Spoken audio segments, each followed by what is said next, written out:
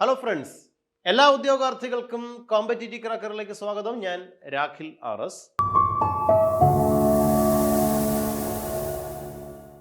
നമ്മളിന്ന് നിങ്ങളെല്ലാം വളരെ പ്രതീക്ഷയോടെ കാത്തിരിക്കുന്ന ഒരു പരീക്ഷയാണ് VFA. കാരണം നീണ്ട കാലത്തിന് ശേഷമാണ് ഒരു നോട്ടിഫിക്കേഷൻ വരാൻ പോകുന്നു.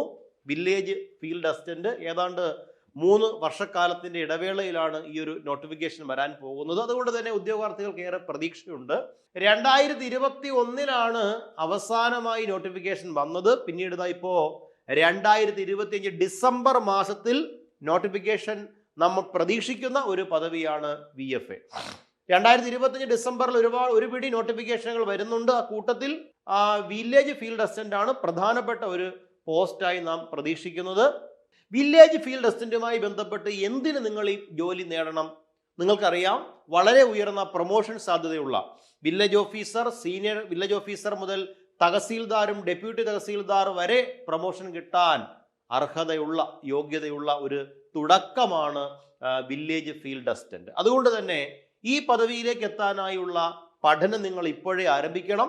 നോട്ടിഫിക്കേഷൻ വന്നിട്ട് പഠിക്കാം എന്ന് പറഞ്ഞിരുന്നാൽ കേവലം 2-3 മാസത്തെ ഗ്യാപ്പ് മാത്രമേ കിട്ടൂ. വളരെ വാസ്റ്റായ ഒരു സിലബസ് ആണ്. നമുക്ക് ഇതിന്റെ വിഷയത്തിലേക്കൊന്ന് പോകാം. ഒരു സെൽഫ് സ്റ്റഡി, നിങ്ങൾ സെൽഫ് സ്റ്റഡി ആരംഭിക്കണം. അപ്പോൾ യഥാർത്ഥത്തിൽ സ്റ്റഡി സെൽഫ് അല്ലേ എന്ന് ചോദിച്ചു കഴിഞ്ഞാൽ എല്ലാത്തരം പഠനവും സെൽഫ് തന്നെയാണ്. നിങ്ങൾ സെൽഫ് സ്റ്റഡി നടത്തിയാൽ മാത്രമേ ജോലി കിട്ടൂ, അല്ലേ? ഞങ്ങൾ അധ്യാപകർക്ക് നിങ്ങളെ പഠിപ്പിക്കാൻ പറ്റും, അല്ലെങ്കിൽ നോട്ട് തരാനായിട്ട് പറ്റും, നിങ്ങളെ മോക്ക് ടെസ്റ്റ് നടത്താൻ പറ്റും, നിങ്ങളുടെ എക്സാം നടത്താൻ പറ്റും, OMR ടെസ്റ്റ് നടത്താനൊക്കെ പറ്റും. അതിനപ്പുറത്തേക്ക് പഠിക്കേണ്ടത് നിങ്ങൾ തന്നെയാണ്. അപ്പോൾ സെൽഫ് സ്റ്റഡി തന്നെയാണ് വേണ്ടത്. അപ്പൊ അതിനു വേണ്ടിയിട്ട് നമുക്ക് ആദ്യം അടിസ്ഥാനപരമായി ചില ചോദ്യങ്ങൾക്ക് ഉത്തരം കണ്ടെത്തണം, അല്ലേ? ഒന്നാമത്തെ കാര്യം ഇതാണ്, അവസാനത്തെ നോട്ടിഫിക്കേഷൻ വന്നത് എന്നാണെന്നാണ് നോക്കണം. 15/9/2021 അവസാന നോട്ടിഫിക്കേഷൻ വന്നത്. അതിന്റെ കാറ്റഗറി 368/2021 368/2021 ആയിരുന്നു കാറ്റഗറി നമ്പർ ആയിട്ട് ഉണ്ടായിരുന്നത്. പരീക്ഷ നടന്നു. എന്നാൽ അതിനിടയ്ക്ക് വെച്ച് NCA നോട്ടിഫിക്കേഷൻ പ്രകാരം ഒരു പരീക്ഷ 2024 നടന്നു. ആ പരീക്ഷ നടന്നത് കാറ്റഗറി നമ്പർ 049/2024 എന്ന കാറ്റഗറി നമ്പറിലാണ് പരീക്ഷ നടന്നത്. ആ പരീക്ഷ NCA ഞാൻ പറഞ്ഞില്ലേ, സ്പെഷ്യൽ കാറ്റഗറി, അതായത് ഷെഡ്യൂൾഡ് ട്രൈബിന് വേണ്ടി മാത്രം തൃശ്ശൂർ ജില്ലയിൽ ഒരേ ഒരു ഒഴിവിലേക്ക് മാത്രം നടന്ന പരീക്ഷയാണത്.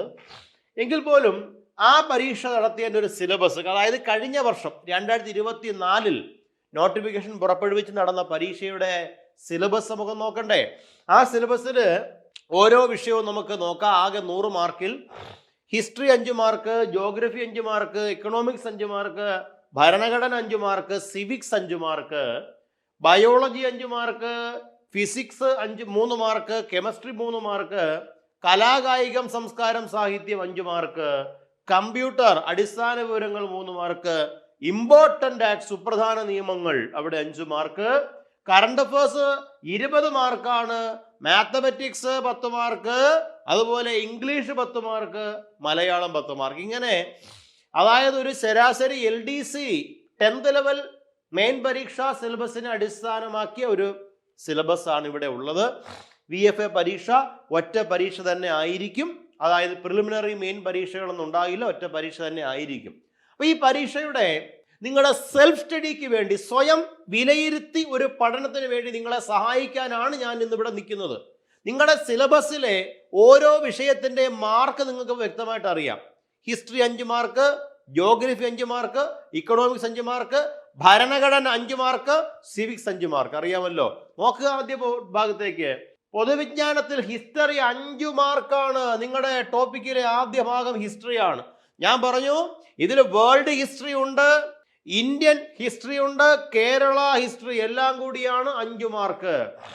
നോക്കുക, കേരളം യൂറോപ്യന്മാരുടെ ആഗമനം മുതൽ ഇങ്ങോട്ട് വന്നിട്ടുള്ള 56 ശേഷമുള്ള കേരളത്തിന്റെ സാമൂഹ്യ രാഷ്ട്രീയ ചരിത്രം, 57 1ാം EMS ഗവൺമെന്റ് അധികാരത്തിൽ വന്ന സമയം മുതൽ 970കളിലെ ഭൂപരിഷ്കരണ നിയമം വരെയുള്ള ഭാഗം, ഇത്രയും കാര്യങ്ങളാണ് കേരളം.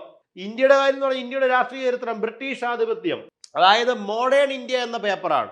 1857 വിപ്ലവം പഠിക്കാത്തത് ആരുമില്ല. അവിടെ മുതൽ ഇങ്ങോട്ട് വന്നിട്ട് ഇന്ത്യക്ക് സ്വാതന്ത്ര്യം കിട്ടി. സംസ്ഥാനങ്ങളുടെ പുനഃസംഘടന സർദാർ പട്ടേലിന്റെ നേതൃത്വത്തിൽ, VP മേനോന്റെയൊക്കെ നേതൃത്വത്തിൽ നടത്തിയ പോരാട്ടം, അതിനെ തുടർന്നുണ്ടായിട്ടുള്ള ശാസ്ത്ര വിദ്യാഭ്യാസ സാങ്കേതിക മേഖലയിലെ പുരോഗതി വരെ നിൽക്കുന്നു ഇന്ത്യൻ ഹിസ്റ്ററി.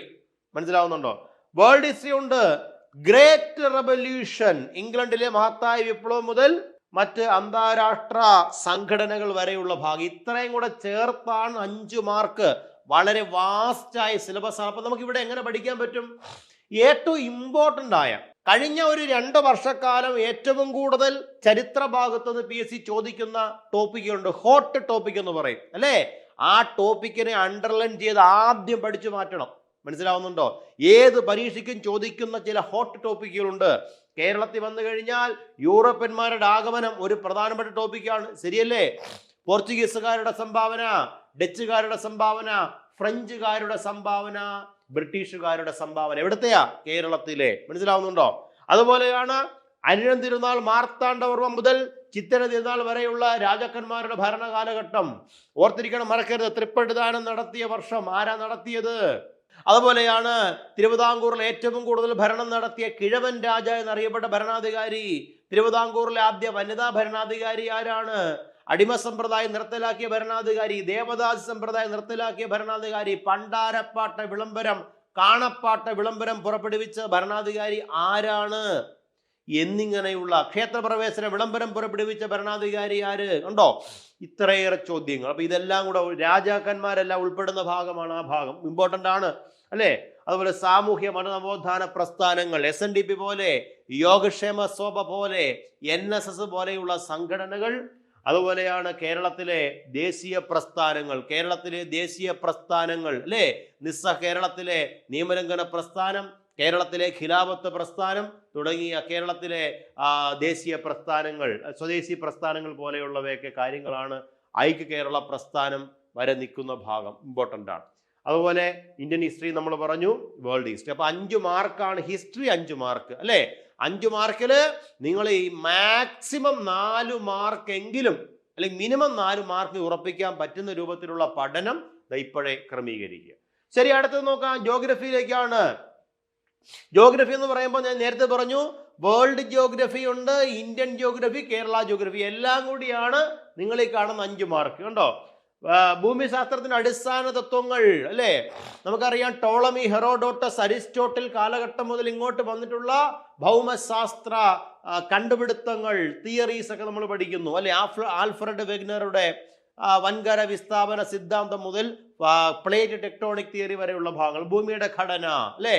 ഭൂമിയുടെ ഉള്ളറ, crust, mantle, outer core and inner core, ആ ഭാഗം. അതുപോലെ അന്തരീക്ഷം, പാറകൾ, ഭൗമോപരിതലം, അന്തരീക്ഷമർദ്ദം, കാറ്റുകളും താപനിലയും ഋതുക്കളും, ആഗോള പ്രശ്നങ്ങൾ, ആഗോള താപനം, വിവിധതരം മലിനീകരണങ്ങൾ, മാപ്പുകൾ, ടോപ്പോഗ്രാഫിക് മാപ്പുകൾ, അടയാളങ്ങൾ, റിമോട്ട് സെൻസിംഗ്, വിദൂര സംവേദനം, ഭൂമിശാസ്ത്രപരമായ വിവര സംവിധാനം, മഹാസമുദ്രങ്ങൾ, സമുദ്ര ചലനങ്ങൾ, ഭൂഖണ്ഡങ്ങൾ, ലോകരാഷ്ട്രങ്ങൾ, സവിശേഷത. ഇത് വേൾഡ് ജിയോഗ്രഫി ആയോളൂ, തീർന്നില്ല. ഇന്ത്യ, ഭൂപ്രകൃതി, സംസ്ഥാനങ്ങൾ, സവിശേഷത, ഉത്തര പർവ്വത മേഖല, ഉത്തര മഹാസമുദ്ര, ഉപദ്വീപീയ പീഠഭൂമി, തീരപ്രദേശങ്ങൾ, കാലാവസ്ഥ, നൈസർഗിക സസ്യജാലങ്ങൾ, കൃഷിധാതുക്കളും, വ്യവസായ, ഊർജ്ജ സ്രോതസ്, റോഡ്, ജല, വ്യോമ, റെയിൽ സംവിധാനങ്ങൾ. ഇത്രയും കൂടെയാണ് ഇന്ത്യൻ ജിയോഗ്രഫി. മനസ്സിലാവുന്നുണ്ടോ? കേരള ജിയോഗ്രഫിയിലേക്ക് വന്നു കഴിഞ്ഞാൽ കേരളത്തിലെ ഭൂപ്രകൃതി, ജില്ലകൾ, സവിശേഷതകൾ, കേരളത്തിലെ നദികൾ, കാലാവസ്ഥ, സ്വാഭാവിക, വനം, വന്യജീവി, കൃഷിയും ഗവേഷണ സ്ഥാപനങ്ങൾ, ധാതു വ്യവസായങ്ങൾ, ഊർജ സ്രോതസ്സുകൾ, റോഡ്, റെയിൽ, വ്യോമ ഗതാഗത സംവിധാനങ്ങൾ. ഇതാണ് കേരള ജിയോഗ്രഫി. അപ്പോൾ ജിയോഗ്രഫി എന്നറിയപ്പെടുന്നത് എത്ര മാർക്കാണ്? നിങ്ങളുടെ സിലബസിലെ അടുത്ത 5 മാർക്കാണ്. മനസ്സിലാവുന്നുണ്ടോ? ഇതും നിങ്ങൾക്ക് മാക്സിമം 4 മാർക്ക് നിങ്ങൾക്ക് സ്കോർ ചെയ്യാൻ പറ്റണം.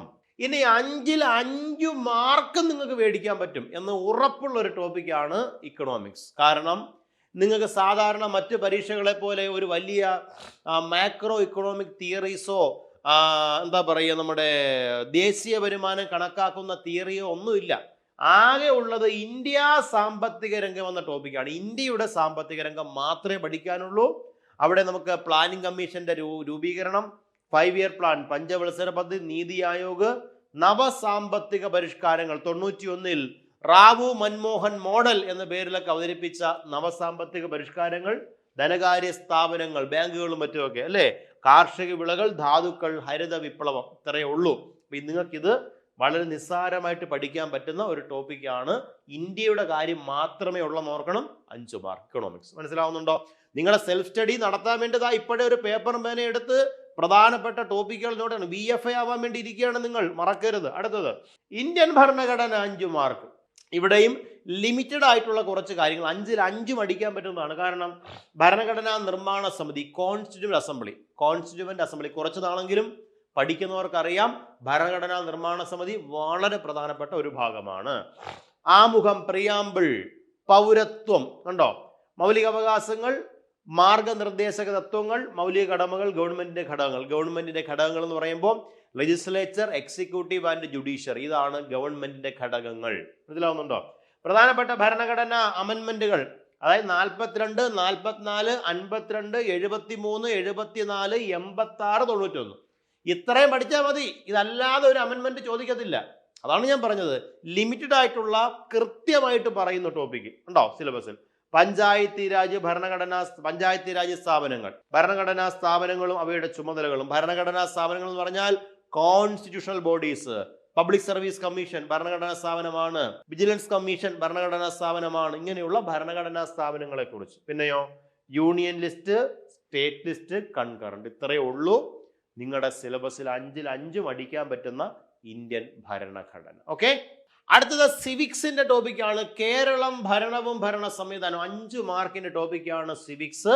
കേരളം, ഭരണവും ഭരണ സംവിധാനവും. ഇത് കേരള സംസ്ഥാന സിവിൽ സർവീസ്, ഭരണഘടനാ സ്ഥാപനങ്ങൾ, കമ്മീഷനുകൾ, സാമൂഹ്യ സാമ്പത്തിക വാണിജ്യ ആസൂത്രണത്തിന്റെ വിവരങ്ങൾ, ദുരന്ത നിവാരണ അതോറിറ്റി, തണ്ണീർത്തട സംരക്ഷണം, തൊഴിലും ജോലിയും, ദേശീയ ഗ്രാമീണ തൊഴിൽ പദ്ധതികൾ, ഭൂപരിഷ്കരണങ്ങൾ, സ്ത്രീകൾ, കുട്ടികൾ, മുതിർന്ന പൗരന്മാർ എന്നിവരുടെ സംരക്ഷണം, സാമൂഹ്യക്ഷേമം, സാമൂഹ്യ സുരക്ഷിതത്വം എന്നിവ അടങ്ങിയതാണ് കേരളം, ഭരണവും ഭരണ സംവിധാനവും. 5 മാർക്കിന്റെ ടോപ്പിക്കാണ്. നിങ്ങൾ പറയേണ്ടതില്ല, നിങ്ങൾ ഒരുപാട് നാളായിട്ട് സിലബസിലുള്ളൊരു ടോപ്പിക്കാണ്.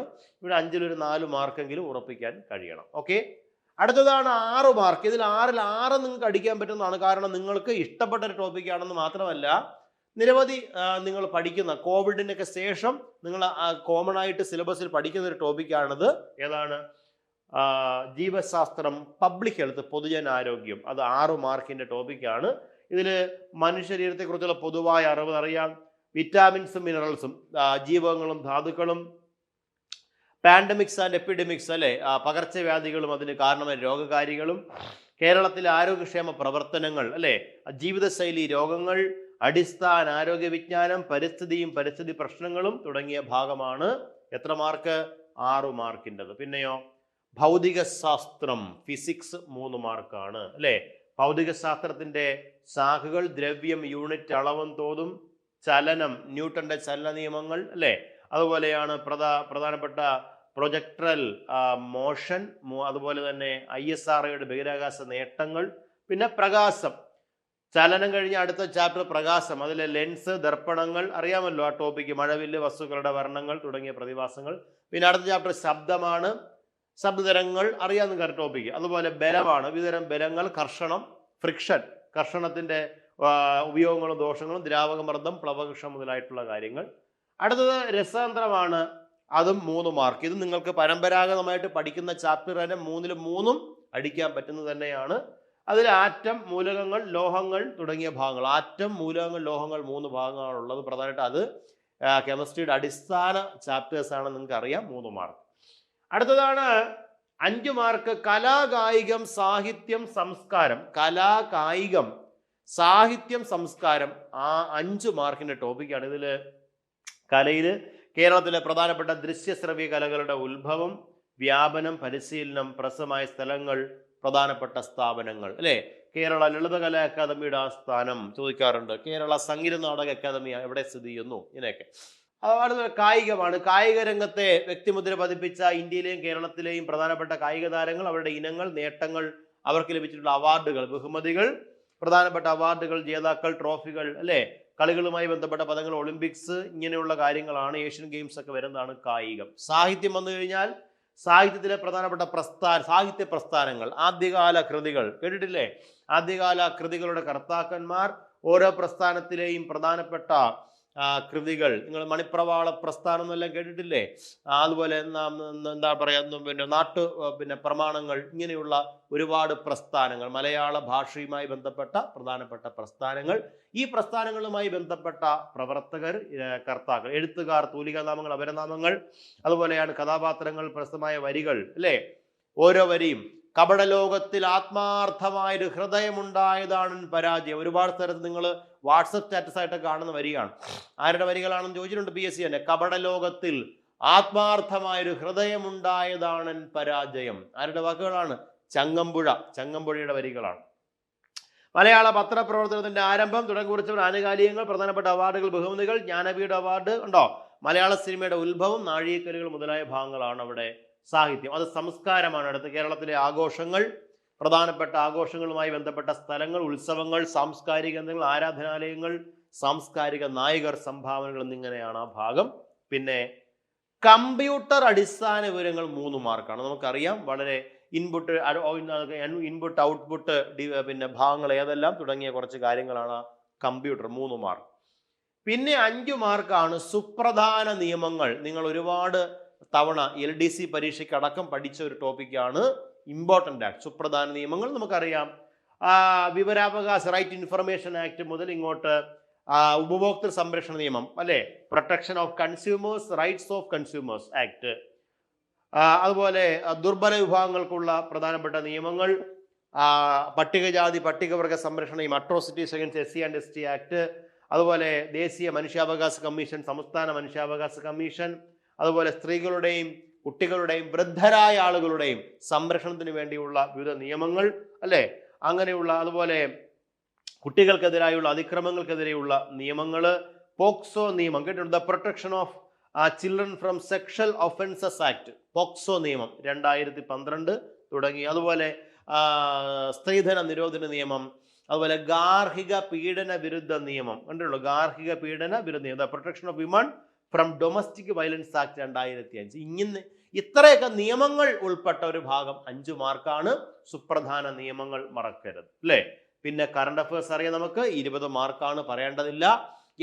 ഈ മേൽപ്പറഞ്ഞ എല്ലാ വിഷയങ്ങളുമായി ബന്ധപ്പെട്ടതുമായിട്ടുള്ള കറണ്ട് അഫയേഴ്സ് 20 മാർക്കിന് ചോദിക്കും. വളരെ പ്രധാനം, 20 മാർക്കാണെന്ന് മറക്കരുത്. അതുപോലെ സിമ്പിൾ അരിത്തമെറ്റിക് 5 മാർക്ക്, അതുപോലെ മെന്റൽ എബിലിറ്റി നിരീക്ഷണ പാഠവം അത് 5 മാർക്ക്, അങ്ങനെ 10 മാർക്ക്. അതുപോലെ കണക്ക് ഇംഗ്ലീഷ് വരുമ്പോഴത്തേക്ക് നമുക്കറിയാം, സിമ്പിൾ ഗ്രാമറും അതുപോലെ വൊക്കാബുലറി 5 അങ്ങനെ 10 മാർക്ക്. മനസ്സിലാവുന്നുണ്ടോ? മലയാളം 10 മാർക്ക്. ഇത്രയാണ് നിങ്ങളുടെ സിലബസ്. ഉദ്യോഗാർത്ഥികളെ സെൽഫ് സ്റ്റഡി ഇപ്പൊ തന്നെ പ്ലാൻ ചെയ്യണം.